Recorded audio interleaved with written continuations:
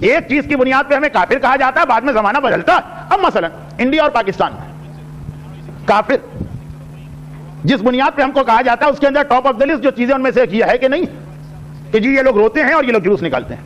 یہ جلوس یہ اتنا بڑا بدعت کہ بدعت ہے اسلام میں کہ پیغمبر نے کبھی جلوس نکالا, کیا صحاب باوفا نے کبھی جلوس نکالا؟ نہیں. جلوس کہاں سے آ گیا؟ آج کون سی مذہبی تنظیم ایسی ہے چاہے انڈیا میں یا پاکستان میں جو جلوس نہیں نکالتی؟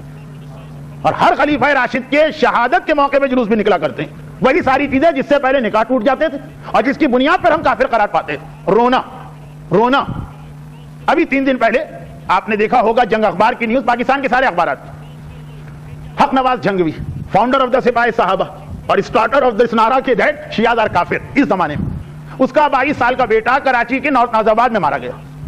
اچھا ٹھیک, 22 سال کا بچہ ہے, ابھی تو ایجوکیشن بھی اس کی کمپلیٹ نہیں ہوئی.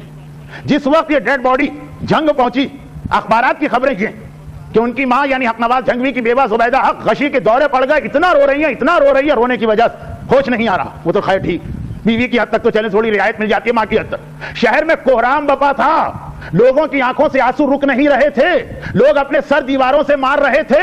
کتنے ہی نوجوان اس خبر کو سن کے غش کھا کے گر پڑے. کون شخصیت جس کے بارے میں سب مانتے ہیں کہ اپنا پرسنل ابھی کوئی کنٹریبیوشن نہیں, 22 سال کا لڑکا, باپ کی وجہ سے باپ کا احترام وہاں پر. اور نواسہ رسول حسین ابن علی کے ماتم کی بنیاد پر ہم کافر بھی ٹھہرائے گئے, ہم مشرک بھی ٹھہرائے گئے, ہم بدعتی بھی ٹھہرائے گئے, اور ہم سارے مسلمانوں کے سب سے بڑے مجرم بھی قرار پائے. روتے کیوں؟ یہ اخبار کی نیوز ہے کہ اتنا روئے کہ سر پھٹ گئے لوگوں کی, دیوار سے سر ٹکرا غش کھا کے لوگ گر پڑے روتے. حق نواز جھنگوی کا بیٹا, جو ابھی بالکل اسی ہفتے کی نیوز ہے, بلکہ شاید 2 دن پہلے ہی کی خبر. تو ہم نے دیکھا کہ کیسا کنورژن ہوا, اس لیے ہم کو ان چیزوں پہ اتنا زیادہ کوئی تعجب بھی یا ایسی کوئی تکلیف بھی نہیں ہوتی. مگر جب یہ چیز اتنی بڑھ جائے کہ شریعت یہ کہے کہ کم از کم اپنا پوائنٹ آف ویو پیش کر دو, تو پھر اس قسم کی تقاریر تھوڑی سی کی جاتی ہیں.